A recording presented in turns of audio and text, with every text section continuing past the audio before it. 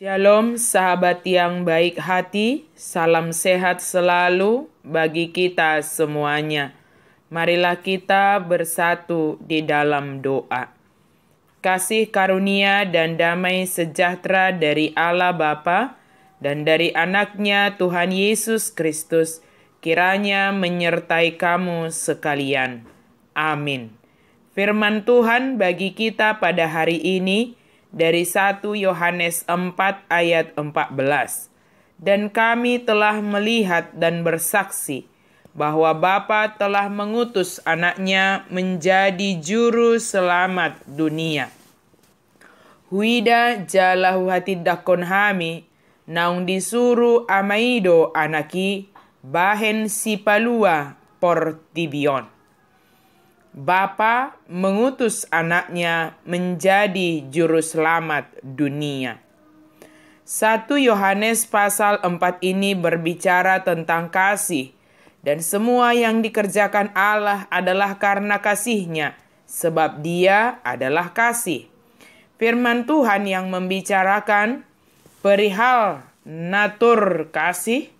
Kasih berasal dari Allah. Lebih dari itu, Allah adalah kasih. Semua tindakan Allah dilakukan dalam kasih. Dia mengutus anaknya yang tunggal sebagai pendamaian atas dosa-dosa kita. Dengan demikian, kita juga harus saling mengasihi.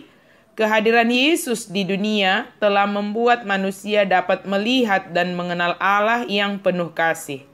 Manusia oleh karena dosa-dosanya menjalani hidup di luar kasih, sehingga tidak mungkin mengenal Allah yang adalah kasih. Dosa telah menyimpangkan arah hidup manusia, sehingga tidak lagi terarah kepada Allah, melainkan kepada keinginan daging dan keangkuhan hidup. Kasih manusia yang semestinya ditujukan kepada Allah, sesama, dan ciptaan lainnya, menjadi salah arah karena dosa. Namun demikian Allah memulihkan keadaan manusia dengan mengutus anaknya yang tunggal turun ke dalam dunia. Melalui Yesus Kristus, manusia yang sebelumnya tidak mengenal Allah menjadi mengenal Allah. Kasih yang salah arah telah dikembalikan kepada Allah melalui Yesus Kristus. Anugerah pengampunan membuat manusia kembali layak di hadapan Allah. Hal itu terjadi bukan karena upaya manusia, melainkan karena kasih Allah. Kita sebagai orang yang beroleh kasih Allah, yang berada dalam terang firman-Nya dan berasal darinya, harus mampu menunjukkan perilaku saling mengasihi. Dengan saling mengasihi, kita mengikuti teladan Kristus. Oleh karena pertolongan Allah, kita dimampukan untuk menghadirkan kasih-Nya di tengah dunia. Melalui tuntunannya, kita dimampukan untuk menyatakan kesempurnaan kasih Allah di dalam hidup kita. Kasih Allah menjadi sempurna di dalam diri kita ketika kita menerima dengan percaya bahwa Yesus Kristus mati bagi kita. Bahkan pada saat kita jauh dan melukai hati Allah, Dia berkenan mengampuni, menerima, dan memulihkan kita. Pertanyaannya adalah, adakah orang yang lebih berdosa dari kita sehingga ia tidak layak menerima kesempurnaan kasih Allah di dalam hidupnya?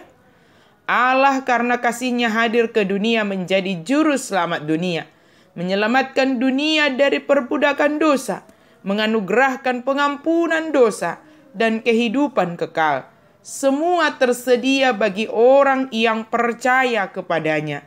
Jika Allah telah melakukan, bertindak karena kasih-Nya dan bukan karena kelayakan kita untuk menerimanya, maka marilah kita menunjukkan respon menjadi pengikut Kristus yang setia, sebab dengan demikian kita tetap beroleh tuntunan dan kekuatan menjalani kehidupan sebagai pengikut Kristus yang sejati, yang senantiasa mengasihi dan menyaksikan, memperkatakan bahwa Yesus adalah juru selamat dunia.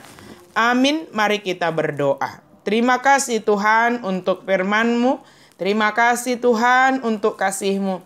Terima kasih ya Yesus Kristus karena Engkau hadir sebagai juru selamat dunia. Biarlah kami selalu bersyukur dan menghidupi, merayakan keselamatan yang Engkau anugerahkan bagi kami dengan menjadi pelaku kasih dan bertindak di dalam kasih, bersaksi tentang Engkau ya Yesus Kristus bahwa Engkau adalah penyelamat kami. Dalam nama Yesus kami berdoa dan bersyukur. Amin.